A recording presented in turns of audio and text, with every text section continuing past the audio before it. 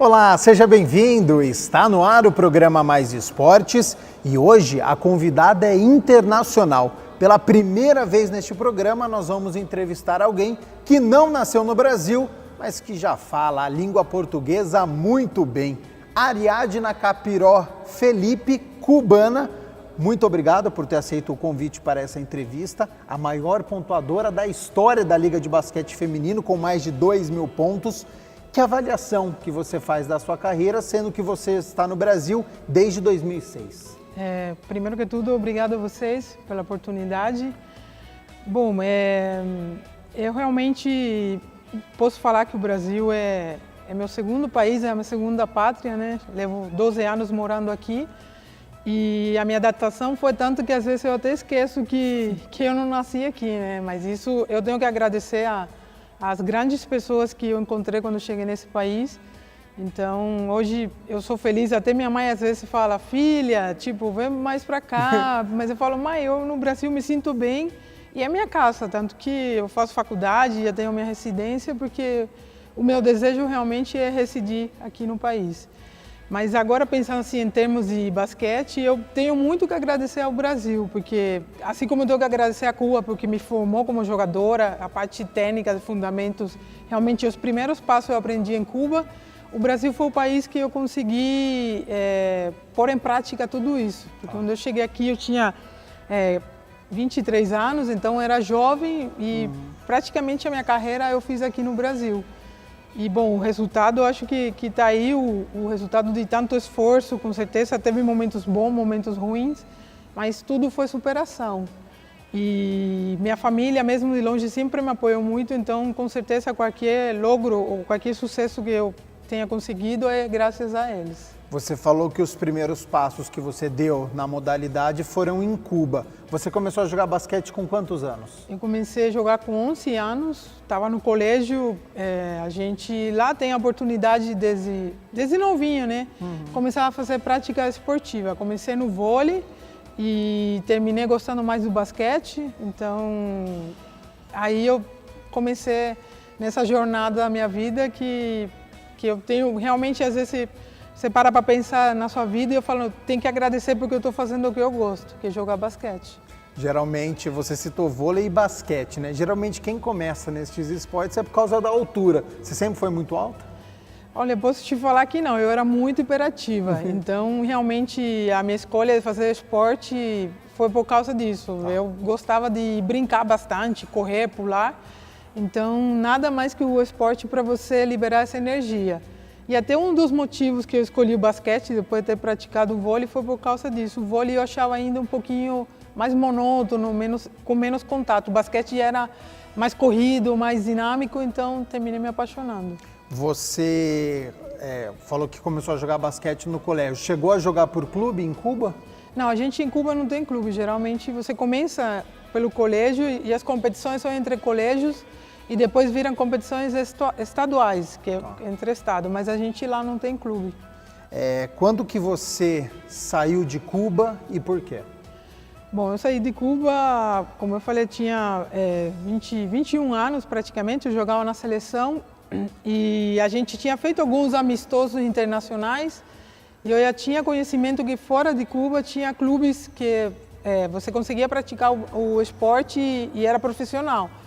E eu vi isso como uma grande oportunidade para realmente eu desenvolver ainda mais minha carreira. Então, já ainda era jovem, aí eu pedi a liberação da seleção e foi que decidi, como se fala, aventurar internacionalmente. Aí foi que eu saí de Cuba. Antes da gente saber, quando você saiu de Cuba, para onde você foi, o basquete ele é um esporte caro? Para quem está começando, quais são os custos que tem um jogador de basquete? Então, realmente a gente tem certas coisas que é praticamente investimento. Acho que um bom calçado hoje em dia te ajuda até para evitar lesões. E realmente tênis de qualidade, hoje tudo subiu o custo, né? Então um bom tênis para você praticar esporte não é barato. Tá. Mas geralmente até você quando começa a jogar tem pessoas que vão te ajudando nessa parte, mas em parte de ferramenta, só um bom tênis é suficiente, e muita vontade de jogar.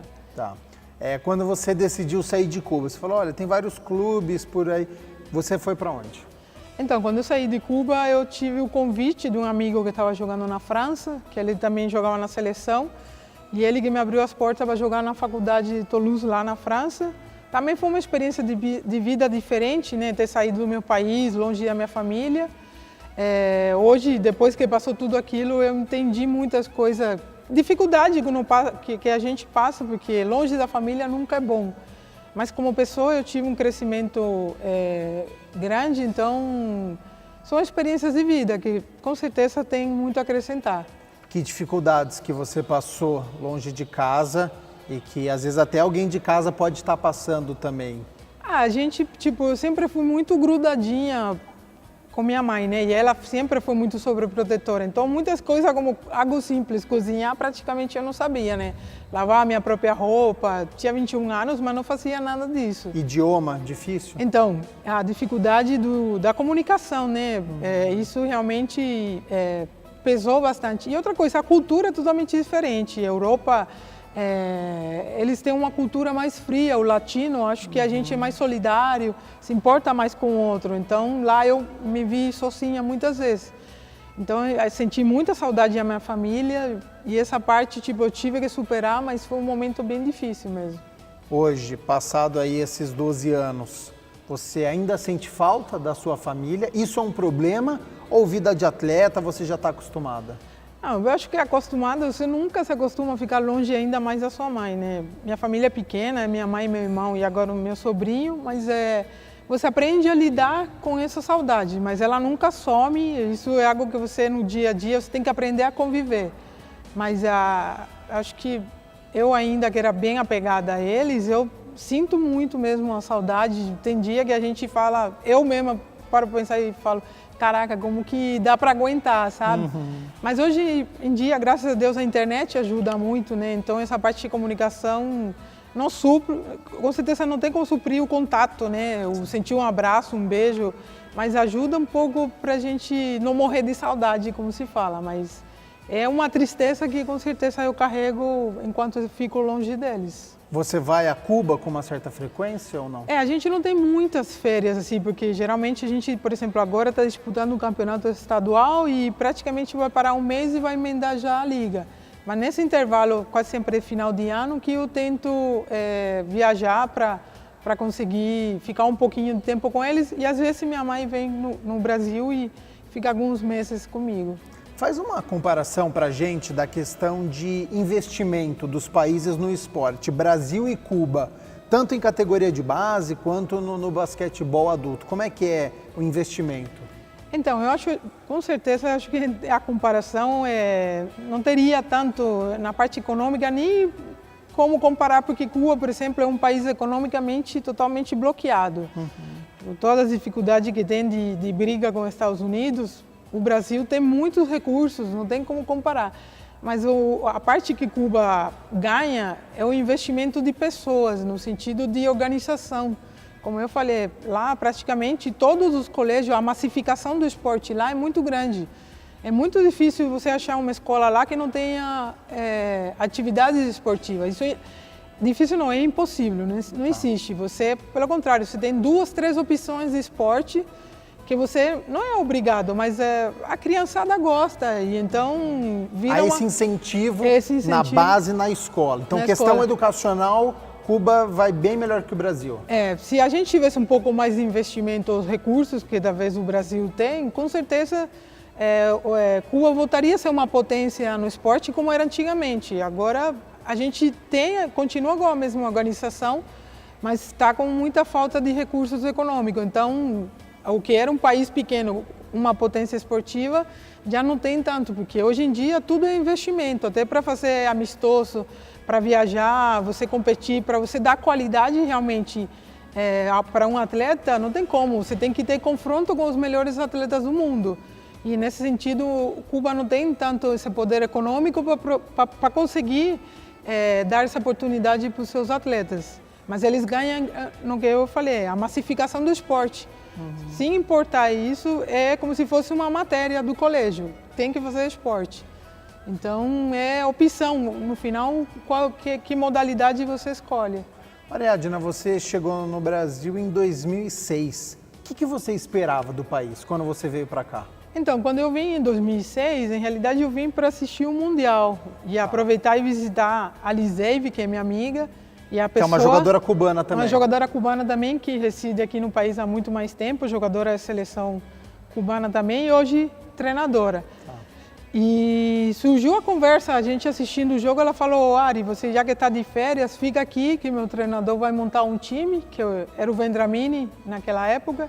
E ela falou: fica e joga aqui. E, bom, o resto da história está aqui nesses 12 anos. Quer dizer, você veio para assistir o Mundial? Eu vim para assistir o Mundial. Foi no Ibirapuera? No Ibirapuera. Tá. Nunca mais retornei para a França, nem para recolher minhas coisas. Então... Ou seja, você não liga muito para essa história de planejamento de vida. Não. Aconteceu. Aconteceu. Foi uma coisa natural. E quando eu vim perceber, já estava morando no Brasil e já estava super adaptada, estava me sentindo praticamente em casa. E por isso que até os dias de hoje eu falo, às vezes eu esqueço que não é meu país. Mas é que eu fico tão à vontade que não tem mais essa diferença. Ah, eu sou cubana. Lógico que o pessoal percebe na hora, às vezes, quando fala o sotaque, não, você é de onde? Aí que eu me toco, mas muitas vezes a minha rotina de vida é como se eu tivesse nascido no Brasil. E você foi bem recebida pelas jogadoras, por torcedores, ou já passou por alguma situação por vir de fora? Não, para nada, pelo contrário. Tanto a primeira equipe que eu joguei em Marília, tenho ótimas lembranças. As meninas, mesmo eu não tendo domínio do português, elas se esforçaram bastante para eu ficar à vontade. E como elas falaram no começo, meio que arranhava aquele portunhol, né? Então, não foi difícil, realmente consegui me adaptar super bem. O basquete feminino, ele evoluiu nesses 12 anos que você está aqui no país? Você não vai me responder isso agora, a gente vai fazer um rápido intervalo.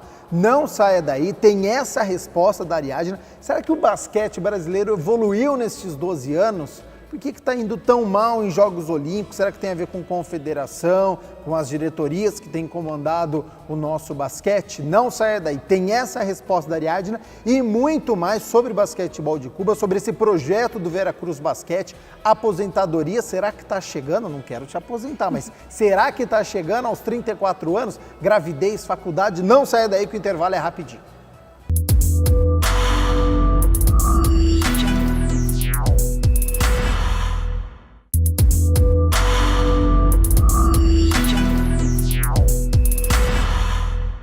Voltamos com o segundo bloco do programa Mais Esportes. Hoje eu estou entrevistando a Ariadna, jogadora do Veracruz Basquete, a maior pontuadora da história da Liga de Basquete Feminino. E eu terminei o primeiro bloco com uma pergunta. Você já disputa aqui a Liga Nacional há 12 anos. Houve uma evolução ou não? Olha, infelizmente eu gostaria de falar que teve uma evolução, mas a realidade é totalmente diferente. Há 12 anos que eu estou aqui, tem muita coisa que não vem acontecendo. Eu acho que, tanto desde cima, da parte da organização, realmente o pessoal tem que olhar com mais carinho o basquete feminino. Porque hoje em dia a gente não teve mais uma Paula, uma Hortência, uma Janete, mas tem um pessoal, tem uma massificação do esporte que a gente precisa começar desde as escolas, para a gente conseguir resgatar esses talentos. Quem sabe uma Paula, uma Hortência esteja esperando realmente ser descoberta, mas para isso o basquete feminino precisa ser massificado. E quando eu falo olhar com mais carinho, é no sentido que realmente está precisando de uma atenção e de um apoio, né, sobretudo das federações, da parte da CBB. Agora, a gente tem um espelho do basquete masculino, que em parte da organização da liga deles está muito bem. Fortíssimo, Fortíssimo. Né? A gente viu agora praticamente 5 dias, eles vão ter de mídia, tanto na TV como na internet. E fazendo amistosos, né? Flamengo controlando o Magic. Então é outro patamar. Eu acho que internacionalmente o feminino teve mais resultado que o masculino, mas mesmo assim o apoio do feminino não é igual. Então eu acho que já por aí já começa a desvantagem enquanto feminino, mas tem muita coisa que precisa ser feita, tanto os próprios clubes, né, de formar, de ter equipes femininas. Se você categoria para de ver, base. Por exemplo, o masculino, Tem muito time disputando no NBB que não tem um time feminino na mesma cidade. Por que isso não acontece? Deveria ser obrigatório, você acha? Acho que ajudaria bastante. Não necessariamente todas as equipes, mas pelo menos algumas equipes que você, na mesma cidade, que você tem, que tem um time masculino, você tem um feminino, o mesmo torcedor que assiste o masculino pode ver o feminino. Acho que Sorocaba, agora o masculino Sorocaba disputa NBB e está tendo um time feminino. E muitas vezes, se você coloca talvez um partido masculino depois do feminino, a torcida chega antes, já assiste o feminino e quem sabe também começa a se apaixonar. Então acho que falta esse tipo de ideias que incentivem para o feminino também chegar ao patamar que o basquete masculino está. Mas realmente tem muita coisa que o feminino não está tendo resultado, tanto em seleções. Eu acho que, por exemplo, o investimento de treinador, o feminino precisa de um bom treinador, não é só jogar uma liga, disputar. Você tem que ter um treinador de qualidade realmente, que assista os jogos da liga, que acompanhe as meninas, porque aí quando chega na seleção, você não são atletas desconhecidas para você, são atletas que você acompanhou durante a liga e realmente você consegue convocar para a seleção as atletas que melhor estão nesse momento. Então eu acho que até um bom ponto de partida seria realmente escolher um treinador que tenha a qualidade para dirigir uma seleção feminina, que não foi o caso, no meu ponto de vista, que aconteceu nas duas últimas seleções, em que o Brasil ficou fora do Mundial, que foi depois de não lembro quantos anos a seleção ficar fora do Mundial, ter que assistir pela TV, acho que isso foi bem triste, para quem há 12 anos estava jogando um Mundial em casa, 12 anos depois está fora do Mundial.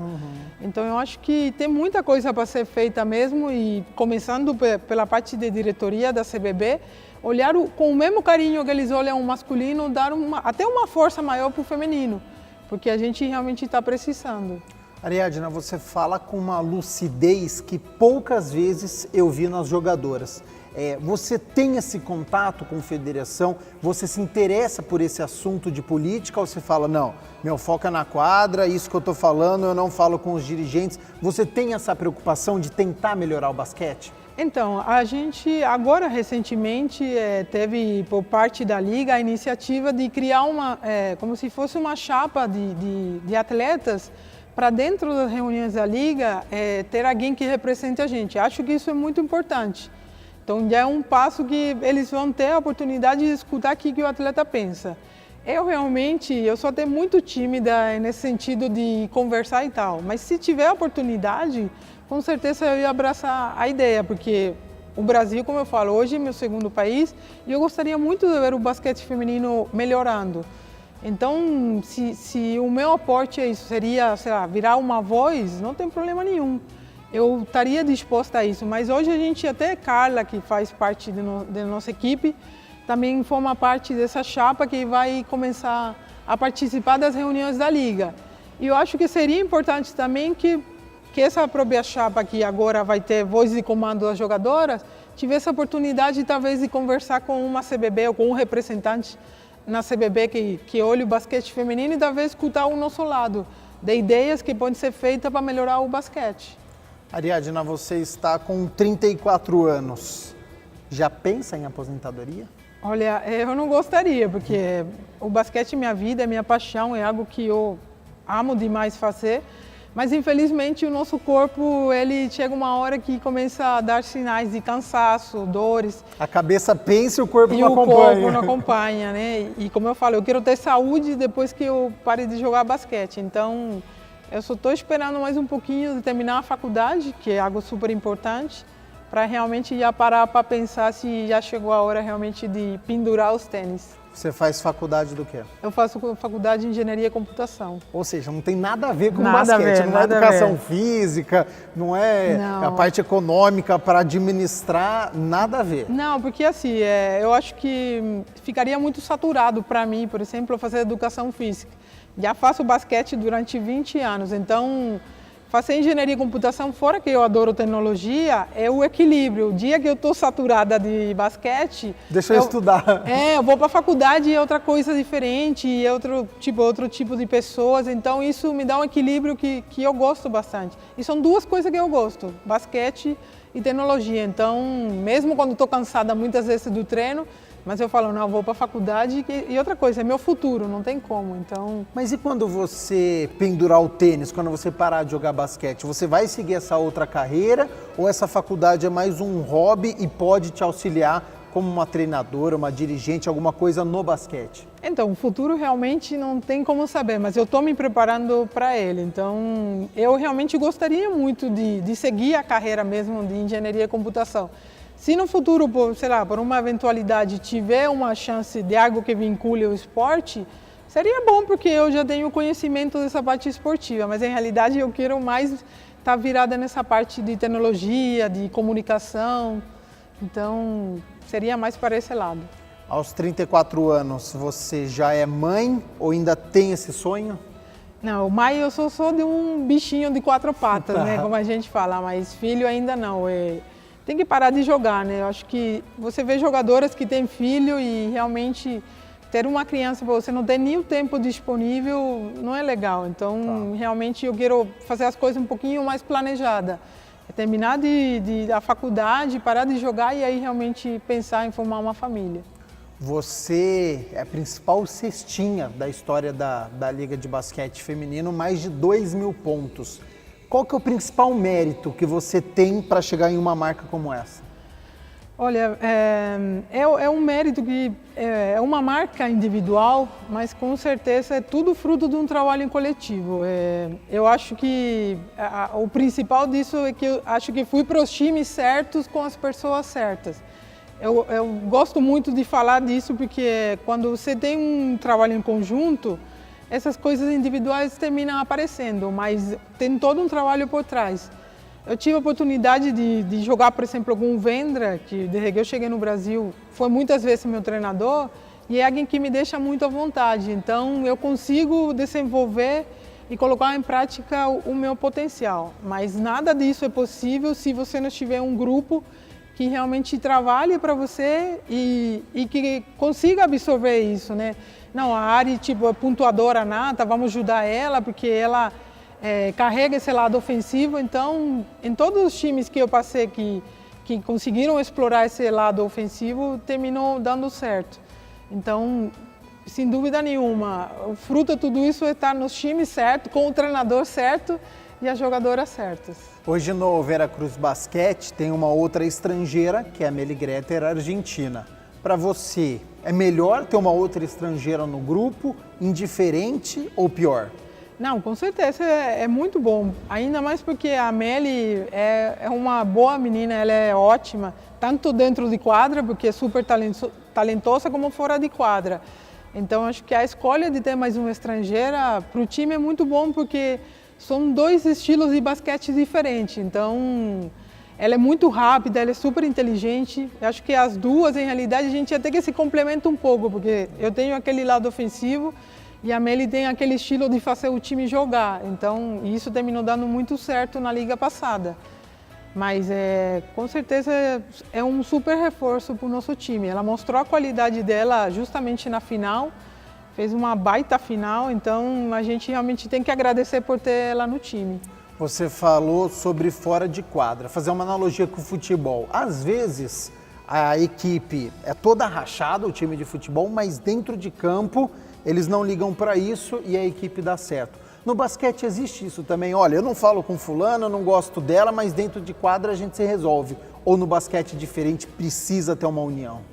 Precisa, em qualquer esporte coletivo não tem como, você tem que ter união. Só que tem equipes, como você fala, que são mais profissionais, que fora de quadra, você não, como o Vendra fala muitas vezes, você não precisa ser amiga, mas dentro de quadra você tem que morrer pela sua companheira de time. Tá. E o nosso time, por exemplo, da Liga do ano passado, a gente tinha um time muito bom dentro de quadra e fora de quadra. Tá. Porque o grupo era harmônico, a gente parecia que dava muito mais tempo juntas e conseguiu transformar isso em vitórias.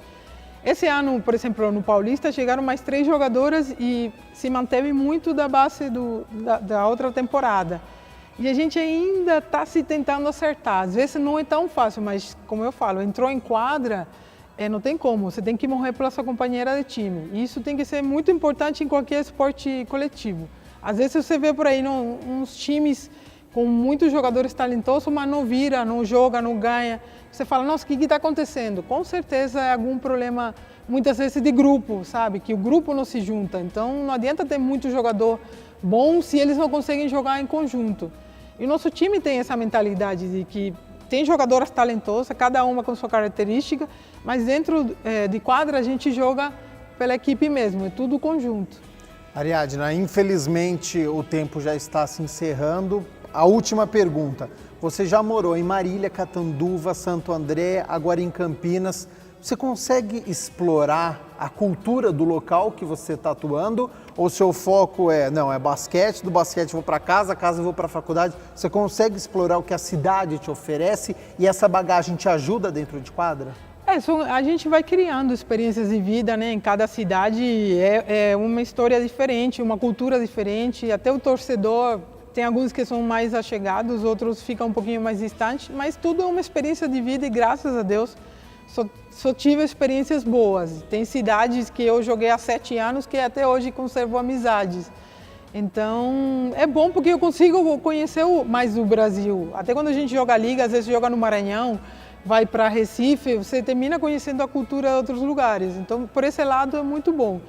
Mas são experiências de vida que realmente só vão acrescentando e até hoje, graças a Deus, são coisas boas mesmo. Ariadna, muito obrigado por essa aula que você deu pra gente. Não foi uma entrevista, foi uma aula de lucidez, de técnica, de tudo que você falou sobre o basquete, sobre a sua história de vida. Agradeço de coração e até uma próxima oportunidade. Obrigada a você, como eu tinha falado, pela oportunidade. Tá certo, então, programa Mais Esportes fica por aqui, prometendo voltar na próxima segunda-feira, sempre às 11h30 da manhã. Até lá!